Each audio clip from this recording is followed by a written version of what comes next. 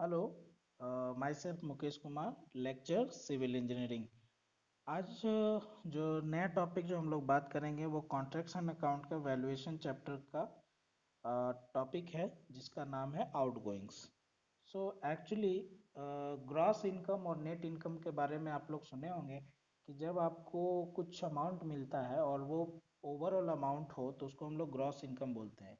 उसी में अगर आप कुछ चीज़ें निकाल दें तो उसको हम लोग नेट इनकम बोलते हैं। जो आपको बचता है, सारे खर्च होने के बाद जो बच जाता है उसको हम लोग नेट इनकम बोलते हैं। जैसे कि अगर सपोज कीजिए कि आपको सैलरी मिल रहा है और सैलरी में जैसे कि आपका जो आउटगोइंग्स है, जैसे कि आप राशन ला रहे हैं, बच्चे का फीस दे रहे हैं, तो ये सारी चीज़ें जो खर्च हो जाने के बाद जो भी अमाउंट बचता है वो आपका क्या होगा, नेट इनकम होगा। और ओवरऑल जो इनकम आपको बात करें, जो आपका सैलरी है वो क्या हो जाएगा, ग्रॉस इनकम हो जाएगा। तो यहाँ पे आउटगोइंग्स हम लोग जो पढ़ रहे हैं वो सिविल इंजीनियरिंग में हम लोग रेंट में पढ़ते हैं। किसमें? रेंट। जो आप लोग रेंट पे रहे होंगे या फिर आप रखे होंगे, तो उसी के बारे में पढ़ते हैं। तो उसमें अगर जैसे आप किसी को रेंट दे रहे हैं, सपोज 5,000 रुपये आपका रेंट है, 5,000 रुपीज़ आपका रेंट है, तो वो जो रेंट घर मालिक को मिल रहा है, जो ऑनर को मिल रहा है, तो वो जो पैसा मिल रहा है 5,000, वो पूरा का पूरा उसको 5,000 बचता नहीं है। कैसे नहीं बचता?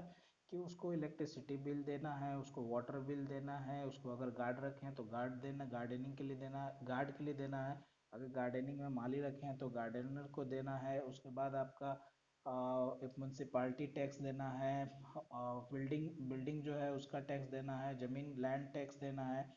तो इस तरीके से बहुत सारे टैक्स उसको क्या करने होते हैं, पे करने होते हैं। तो जो 5,000 में से वो उसको बहुत सारे पैसे जो पे कर दिया, सपोज 1,000 उसको टैक्सेस में ले चले गए, तो वो जो 1,000 जा रहा है उसी को हम लोग क्या बोलते हैं, आउटगोइंग्स बोलते हैं।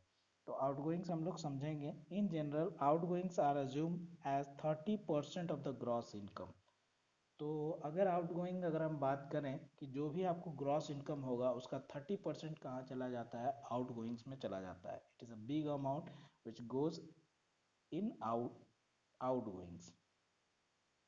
ओके।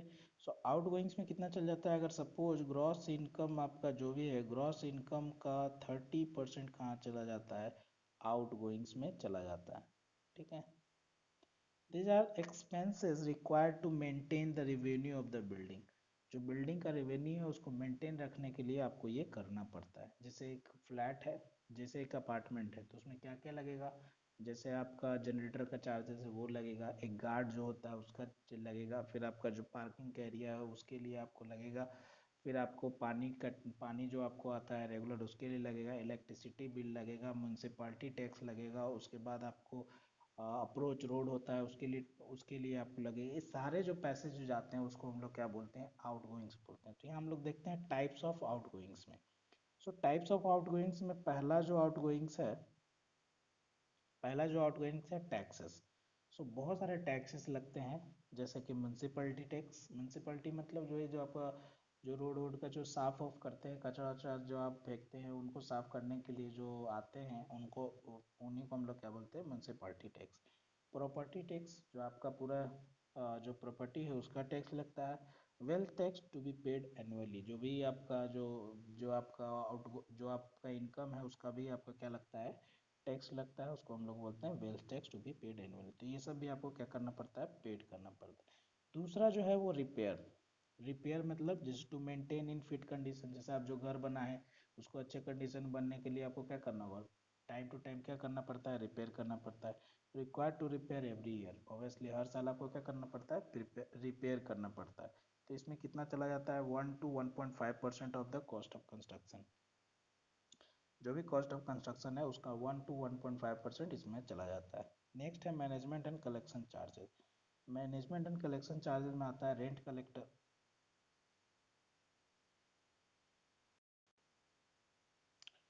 रेंट कलेक्टर जो होता है वो एक पर्सन डिसाइड किया जाता है, जो कि क्या करता है, घर घर जाके क्या करता है, रेंट को कलेक्ट करता है। उसको आप पैसा देना है, वॉचमैन को पैसा देना होता है, लिफ्टमैन को पैसा देते हैं, पंप रूम अटेंडेंट को देते हैं, स्वीपर को देते हैं।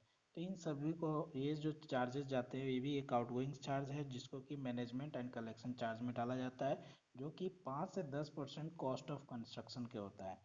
नेक्स्ट जो है सिंकिंग फंड। सिंकिंग फंड हम ऑलरेडी डिस्कस कर चुके हैं, एक वीडियो में आप जाकर देख सकते हैं। सिंकिंग फंड क्या होता है, आप क्या करते हैं, कुछ पैसा को क्या करते हैं, रखते हैं बैंक में या गवर्नमेंट सिक्योरिटी में रखते हैं, to reconstruct your own building, अपने बिल्डिंग को फिर से बनाने के लिए। जब आपका यूटिलिटी पीरियड खत्म हो जाएगा, जब उसमें रहने का वक्त खत्म हो जाएगा आपके घर का, जैसे कोई भी बिल्डिंग 70 साल 100 साल के लिए बनाया जाता है, रहने लायक नहीं होने पे आपको क्या करना होगा, फिर से घर बनाना होगा, तो उसके लिए आप सालाना कुछ पैसा रखते हैं, उसी को हम लोग क्या बोलते हैं, सिंकिंग फंड बोलते हैं। ठीक है। सिंकिंग फंड इंस्टॉलमेंट का हम लोग फॉर्मूला पहले भी देखे हैं, annual instalment equals to C minus S into S I. C minus S into S I, C क्या है, कॉस्ट ऑफ कंस्ट्रक्शन है, एस जो है स्क्रैप वैल्यू है, एस आई जो है सिंकिंग फंड कोफिशिएंट है। सिंकिंग फंड कोफिशिएंट का फॉर्मूला जो होता है वो होता है I S divided by I plus I S to the power N minus one. N है number of year, I S जो है रेट ऑफ इंटरेस्ट है, और आई जो है रेट ऑफ इंटरेस्ट है। ओके। नेक्स्ट जो है हम बात करेंगे एन्युटी की। एन्युटी क्या होता है, किसी भी कैपिटल अमाउंट को रीपेमेंट करने के लिए सालाना जो हम लोग पेमेंट करते हैं उसी को हम लोग क्या बोलते हैं, एन्युटी बोलते हैं। अब ये जो सालाना पेमेंट है ये या तो एंड ऑफ द ईयर कर सकते हैं या तो बिगिनिंग ऑफ द ईयर बोल सकते हैं। कहने का मतलब जैसे आप कुछ सालाना पैसा जमा कर रहे हैं, ईयरली आप पैसा जमा कर रहे हैं, अगर दिसंबर में जमा कर रहे हैं या तो आप जनवरी में जमा करेंगे, मतलब कि either at the end of the year, either at the beginning of the year. So annuity जो होता है वो चार तरह का होता है। एक होता है annuity certain, annuity due, deferred annuity and perpetuity. Annuity certain क्या होता है, paid at the end of the year, अगर लास्ट में मतलब दिसंबर महीने में आप पैसा जमा, हर साल के दिसंबर महीने या end of the month, end of the year आप पैसा जमा कर रहे हैं तो उसको हम लोग बोलते हैं एन्युटी सर्टेन। और अगर आप बिगिनिंग ऑफ द ईयर आप जमा कर रहे हैं तो उसको हम लोग बोलते हैं एन्युटी ड्यू। और अगर किसी फिक्स डेट को हर साल उसी फिक्स डेट को जमा कर रहे हैं तो उसको हम लोग क्या बोलते हैं डेफर्ड एन्युटी, डेफर्ड एन्युटी। और अगर कोई भी फिक्स डेट नहीं है, आप हर साल पैसा तो जमा कर रहे हैं बट किसी भी डेट को जमा कर दे रहे हैं, सपोज मई में जमा कर दिए, जून में जमा कर दिए, कभी अप्रैल में कर दिए, तो हर साल कर रहे हैं बट कोई डेट फिक्स नहीं है तो उसको हम लोग बोलते हैं परपेचुइटी। सो ये था आपका annuity, आउटगोइंग्स and annuity. Okay, thank you.